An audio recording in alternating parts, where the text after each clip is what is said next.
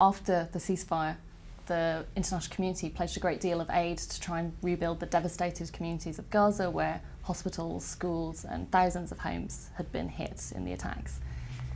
Now, despite this aid being pledged, people in Gaza have been unable to rebuild because the Israeli blockade of Gaza limits the amount of material that can get in.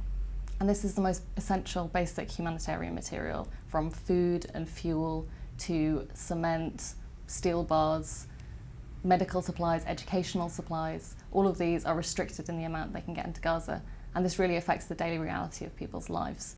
The Strip is a tiny area of land. There's 1.4 million people living there who are really crowded in densely populated areas. So when this area was attacked, there was a great deal of devastation. Thousands of homes were destroyed.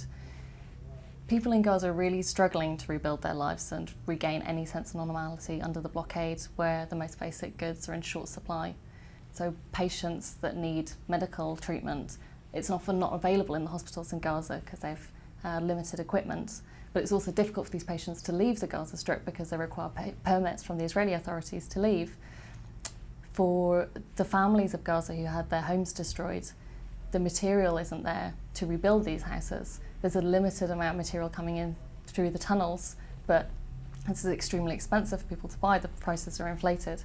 So people are still living in temporary accommodation amid the rubble of their destroyed homes.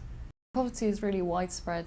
There's about 20,000 people who are still living in temporary accommodation since the Israeli offensive in Gaza. Unemployment has spiralled. It's now at around 40%.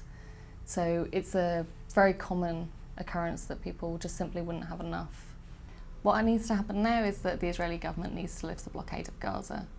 Amnesty International believes that this blockade constitutes collective punishment on the civilian population, and by denying this population the ability to live their lives and rebuild their lives, Israel is compounding the suffering of people in Gaza.